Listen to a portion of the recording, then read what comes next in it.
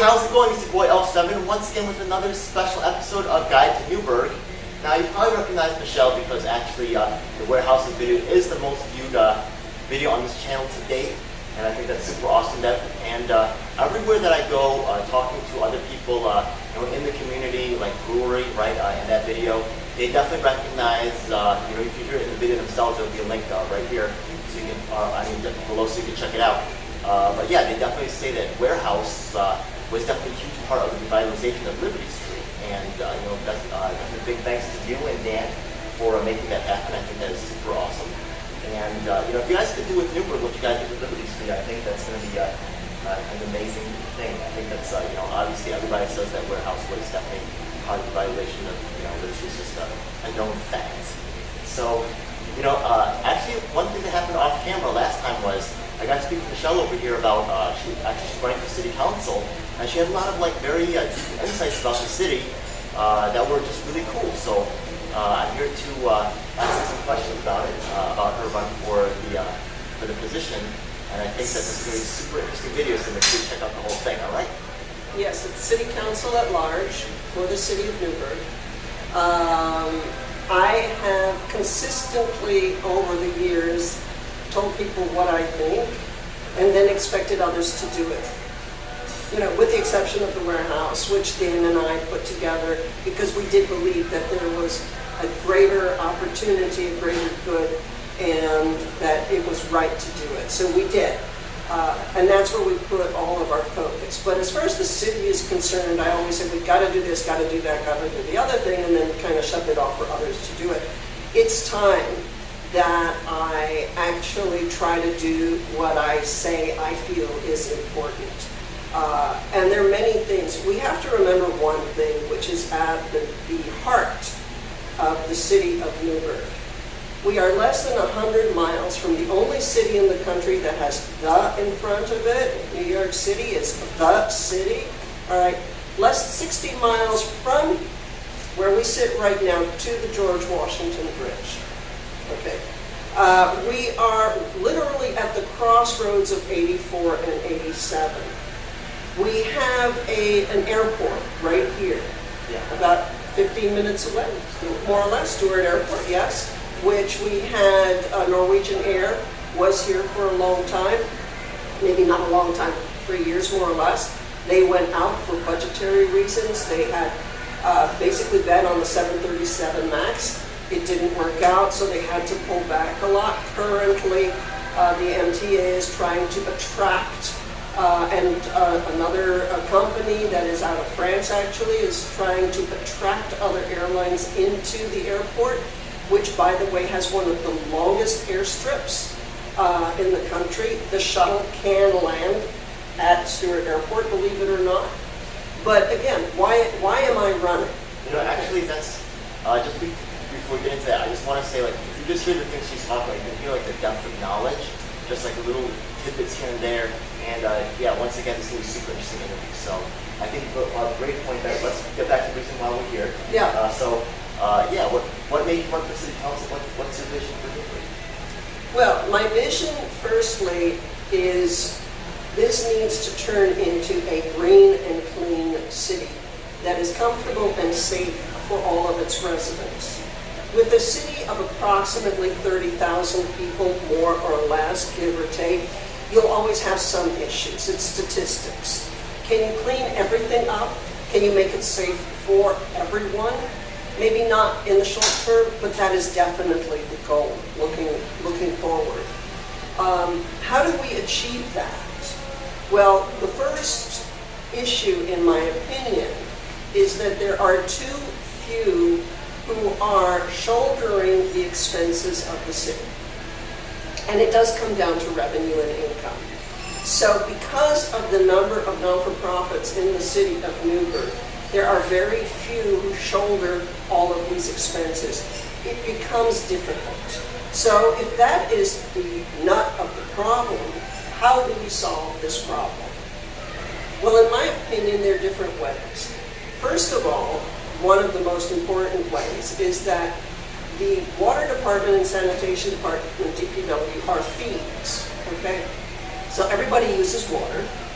Everybody, sorry, everybody pays the fee. And it's kind of expensive here compared to other localities, right? Well, it's expensive because the infrastructure was so old. You had pipes that were made out of clay and wood, okay?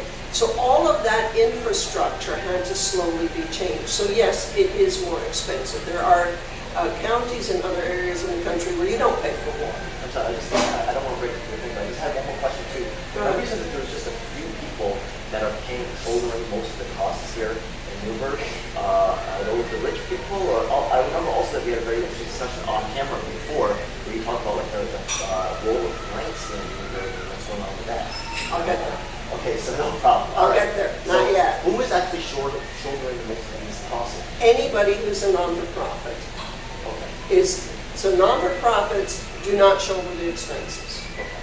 The big industries in the city of Newburgh, which are the colleges, the hospital, and approximately 70 churches and their affiliates do not pay taxes.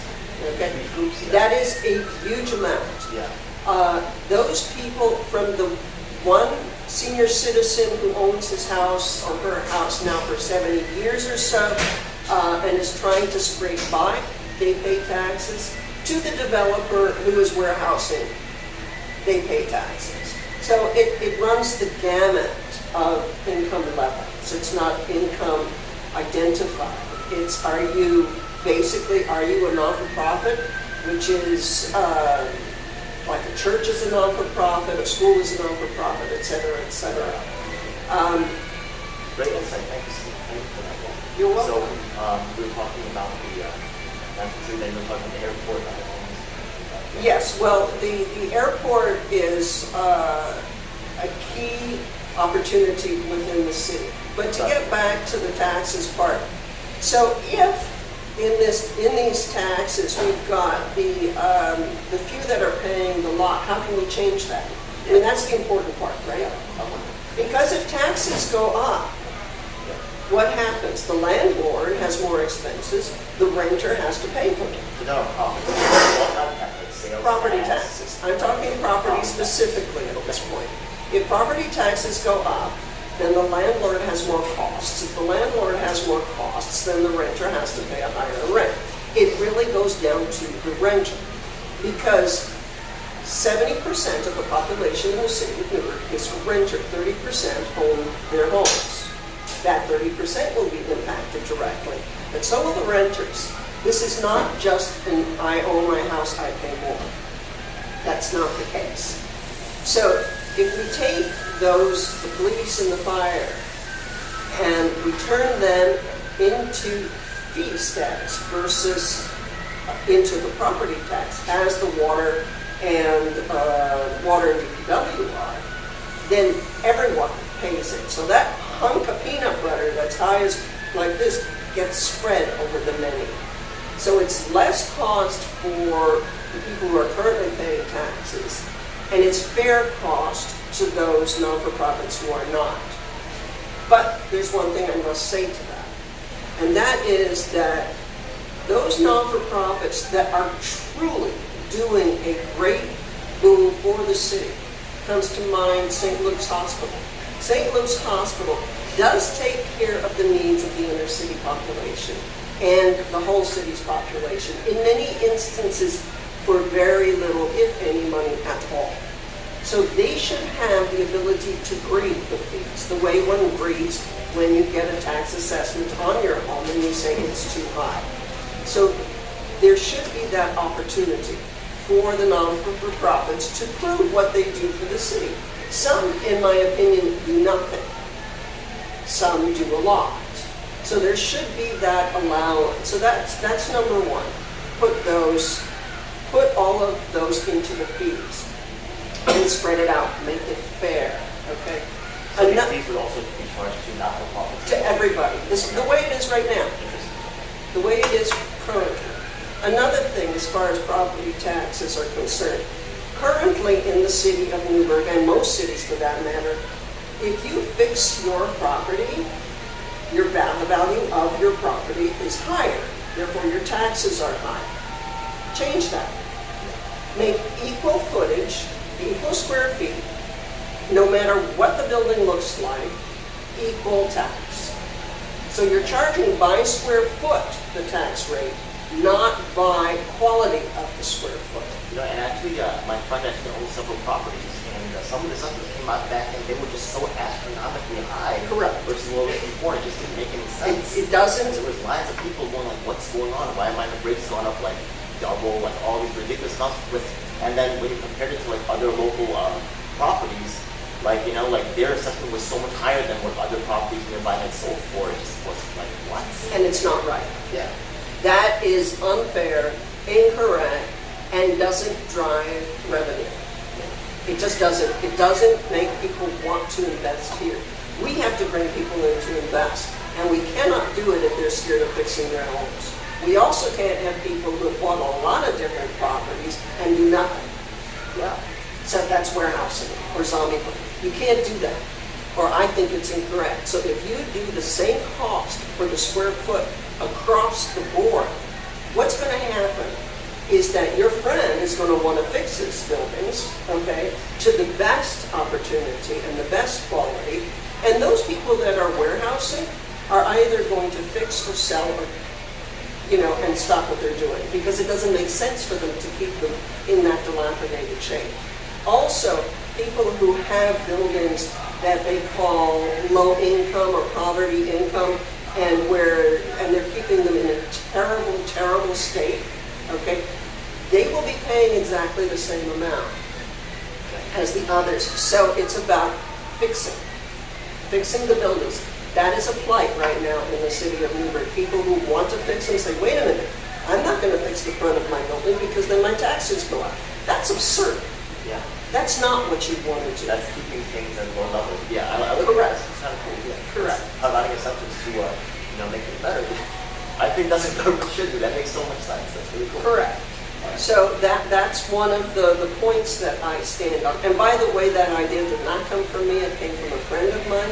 But I listen, I chat, I listen.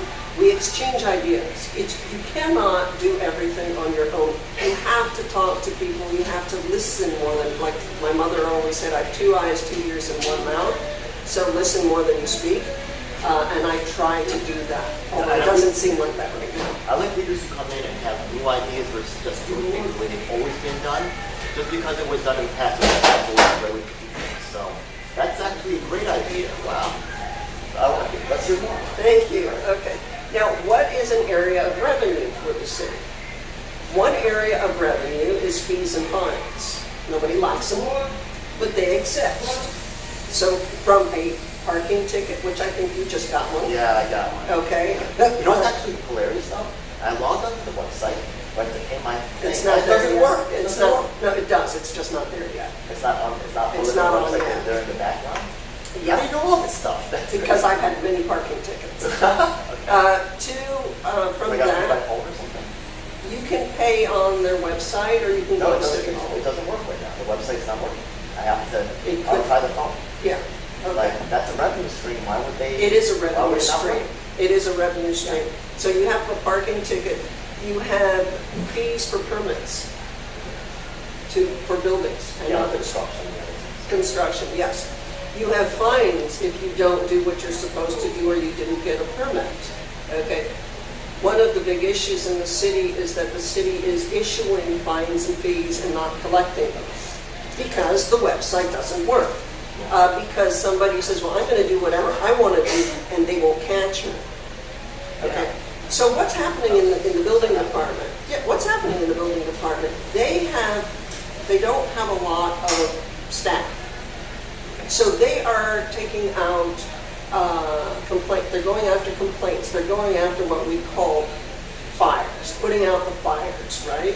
Instead of going around and doing what they need to do, due diligence to every single building and saying, okay, this is at code or this is not at code. They need to have the time to do their jobs. All of the departments do not have the time, from DPW to the police to the fire. They don't have the time to do their jobs the way it should be done. And they go into overtime. So, oh my God, overtime is time and a half. If they had the right amount of people, they wouldn't have the overtime issue. So we, as a city, need to find the revenue in order to have the amount of people you have to do the job. But the fines and the fees need to be issued and collected. You know, also another thing that, because like I told you, my friend went to several properties. So one thing that really frustrated him was a lot of inspections were occurring, and they were saying, oh, you know, like this brick has to match the exact color. And I get it's a source if you want to maintain a certain look, and I'm fine with that. But the thing is that it seemed like during the inspection time, that a lot of the decisions that would be made on our properties were kind of like arbitrary, because like other houses were right, and they had like satellite dishes attached, and all kinds of like other like devices and different color paintings. You know, like clearly, you know, but they weren't enforced on those people who were already residing there, but just like targeting on the property, like it was, oh, you gotta do this, you gotta do that, and there didn't seem to be any really clear guidelines. And I was like, what's going on? You know, we just get sorted here or what? Yeah. It's not as though they're pointing your friend out or pointing somebody else out. The building department and all of the departments, if I may say so, because I do have some understanding for what they go through. Not total understanding, but certainly smattering. They are doing the very best and fairest job they can, given the staff and the tools they have. So that's the issue. They will go into a building and they will look at all of the detail if you're going for a permit or a new owner, because they have to. They don't have the staff to go and look at the other buildings on the side. And that's not fair to them or to your friend. So that's why they need to have the staff, and they need to go building by building and make sure that all of the different permits that have been issued are followed, whether it is the ARC, which I happen to be the chair of, or it is for zoning or anything else. Those permits have been put out for a reason. Why do people come to the city of Newburgh? Not just because it's within 60 miles of the George Washington Bridge, not just because it's the only place where you can actually buy buildings at a lesser cost than other places, which is certainly part of it, okay? Because if you have a building that costs less and the taxes are high, you still, when it comes to the mortgage, are going to pay less in the city of Newburgh than you do in other areas around. And that's a fact. That has to be looked at. But they come here also because it's truly one of the most beautiful cities in the lower Hudson Valley. Yeah, I live by the river. It's gorgeous. Yeah. Why is it gorgeous? Because we have paid due diligence to make sure that people do not destroy these very beautiful buildings that are 100 and 200 years old. The house I live in is from 1862. Yeah. Okay, so that's really important, is to preserve. The brick streets were the same ones that were George Washington were on, right? No, that's a fallacy. But the cobbled streets are, the stone streets, yes. The bricks were actually put in by the WPA after World War II. See? I'm learning so much. This is why it's so cool to hang out with Michele over here. Come through the warehouse, hang out. It's a good time. Okay. I believe in fairness. I believe that everybody has the right to a safe home, to a safe environment, to lit streets. So they were about to cut down, I think, we just talked earlier, you said it, unless their choice is either, well, what they're talking about now is either raising the tax by 40%, or something like that, or cutting the fire department. Yes, I mean, and the police department. So what's your, and wow, okay, so what's your, The budget that was proposed just the other night is not a pretty budget, okay? And that's the truth. And the choices given currently by the city manager are either no increase in taxes and cut the fire and the police department, DPW and water to keep us there, or on the other hand, go up 39-point-something% and keep everybody happy. That is not a choice that is acceptable. And the council said so. This is not a choice that is acceptable. We cannot do this. Our fire department is professional and must be, because the buildings in this city are old, some are very poorly taken care of, and they're back-to-back. Most of them to back. So if one tank gets fired because there's a short next to another one, you're going to have a fire like the fire in Chicago, where a whole area goes That's down. what I was thinking. I was like, Yeah. cutting the fire back doesn't seem like a good idea. And these guys and gals go into the face of the fire. They go into buildings that are on fire. They go in to rescue a cat, to a baby, to an old person, to anybody. They don't look at, oh, is my time over? I got to stop because I can't do overtime. They're not going to do that. They do their job. Our police goes into areas and situations that are extremely dangerous. Yeah, Newburgh actually was not a burn capital for a while, but still... Not anymore. Not anymore. That has Not changed anymore. radically in the last few years, so don't ever say that. Okay. Because it's not true today. It was true 20 years ago. Okay? That is not true today. The gun violence has increased since Trump took office across the country. Actually, this is a small aside. That's one of the reasons why I started this channel. Because when I came to here, I looked on YouTube. I said, "What's Newburgh about?" I was like, "Oh my God, it looks so scary." But then I got here, and the people here were really cool. Yeah. I'm having a great time. I love it here. I was like, somebody needs to represent Newburgh, and show what it's really all about, which is a great time. Yeah, thank you. Yeah, no, thank you very much, because that's what we saw here. We met some of the most incredible people from the time we moved here in '97 to today. You and others, and all income levels.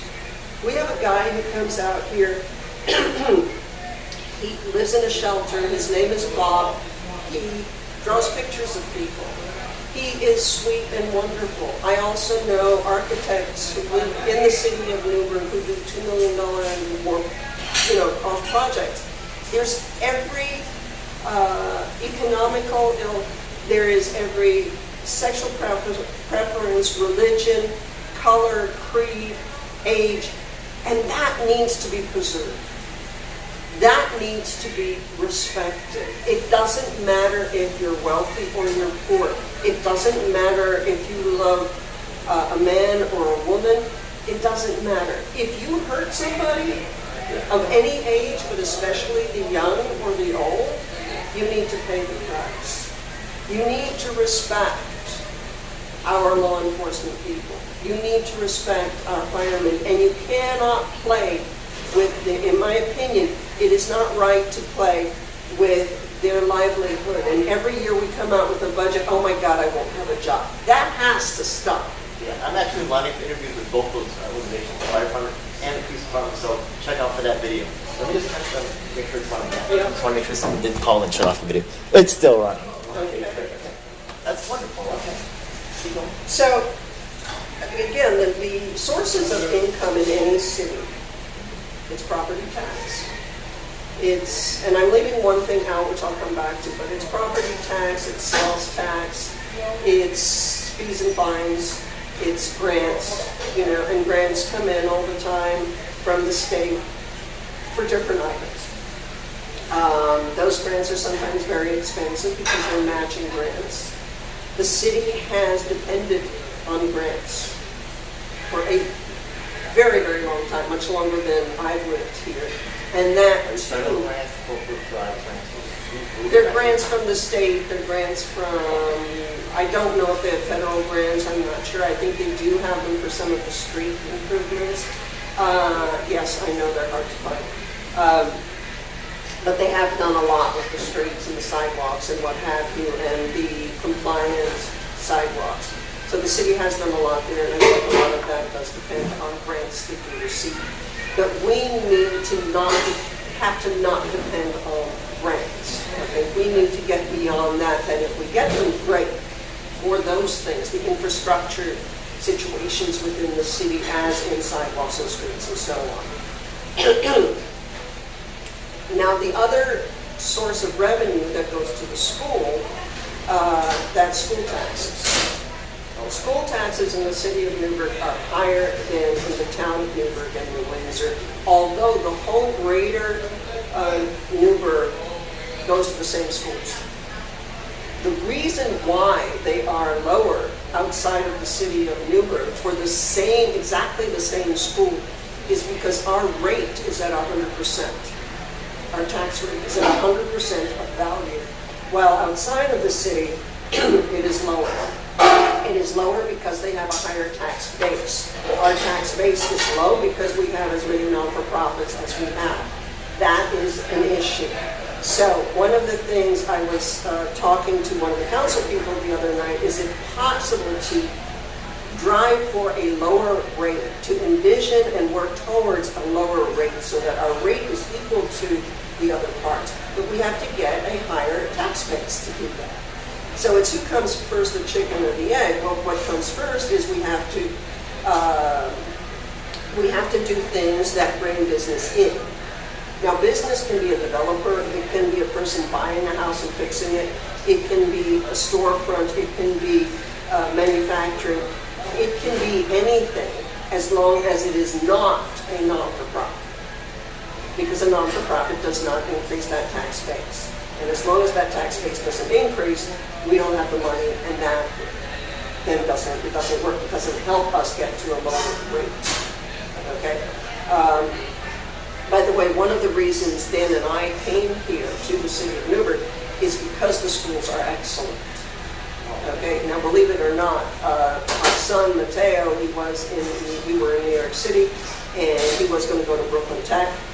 Okay, we looked at the schools here, and we said, yeah, they're a little rough around the edges, okay, but they have all of the tools that any growing child needs to achieve what they want to achieve.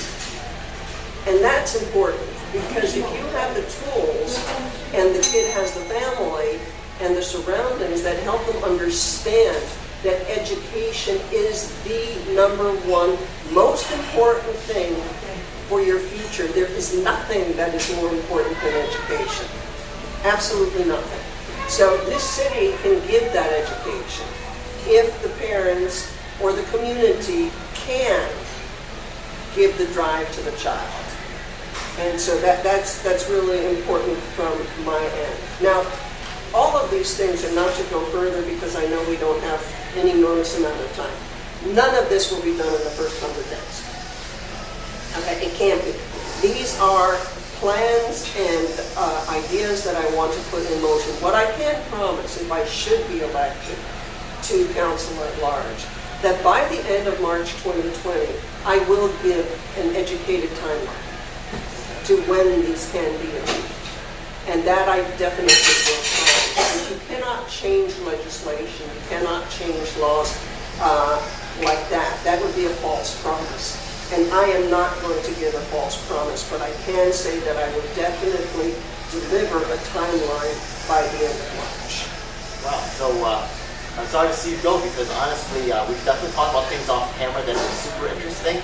Talking to Michele, she always has new information. There's just so much more going on than what you see in this video.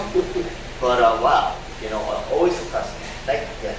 Well, you were talking about the one thing that I was saying, that it so happens that a lot of people are shipped into the city of Newburgh from outside who are in need. I want it to be crystal clear that I do believe that everybody, at any income level or no income level, needs to be treated with respect and needs a clean and safe environment. Actually, I'm really happy to hear that, because honestly, that's my personal passion in life, to make sure people are taken care of. So when you said earlier about, keeping it practice, you're right, the property tax is just going to go straight to the tenant, and they're going to get homes. Yes. So, in order to do that for our residents in need, we cannot attract more. Yeah. That's very important. And I'm sorry for pointing my finger. That's fine. But this community has to a certain extent. I've heard about prisons and other things like that, right? Essentially, to be a dumping ground for some other. It's not that. It's no. That's an exaggeration. Okay. What happens is that there are jail newspapers that go out to the prisoners who say, when you get out on parole, go to the city of Newburgh, because there is housing. And you have all of the different departments, the parole departments and all of that you can go to in the city. It's walking distance. It's true. It is. But other parts of the county should have that also, not just us. Yeah, I'm not sure that people in Newburgh will be like, yeah, that's a great question. Well, it's been happening forever. It's Yeah. been happening forever. So it's not specifically that the state and the county, although some people don't agree with me, will bus people here. I believe it did happen at one point. I mean, I'm glad these people are getting a second chance, but for Newburgh to take like the whole entire like different community, I mean, yeah, that's like Miami and people are like, come on now. You know, you're just gonna, you're asking for problems. We can't do it. We Yeah. effectively can't do it. And the whole idea of low-income housing, in my opinion, is a fallacy, and it's a way to get money. Because if you're telling me that a studio apartment at $750 a month in the inner city is low-income housing, I'll tell you that nobody making $10.49 an hour can afford it. Yeah. Working 40 hours a week. Yeah, you're right about that. Okay, they can't afford it, so that is not low income. It is only low income if they're also getting help from HUD. So let's make real. Let's really talk real facts. Low income housing should be, as it was when I was a kid, a long time ago, it was 1 week pay. Now they say it's 30% of your pay. In pocket pay. So we need to have housing, proper housing for the people who currently live in the city of Newburgh. But if we keep on approving low-income housing, where the grants come from the federal government and the state government, and we cannot fill those apartments with people in the city, they will attract people from outside of the city because they have to. Okay? So these things must be understood and cannot continue if we want the city of Newburgh to achieve its God-given opportunity. Because, again, of the things that surround us, and because every other town and city in the Hudson Valley has achieved it or is achieving it. And we are one of the most beautiful of those cities. I think that people of Newburgh would be lucky to have someone with their level of knowledge and passion, obvious passion for this particular topic. So you know what to do. Michelle right here. You see it on the ballot. I'll be on the independence line. Okay. All right? Yeah, thank you so much. Thank you, Lee. I appreciate the opportunity. Thank you. No problem. My pleasure. Thank you so much.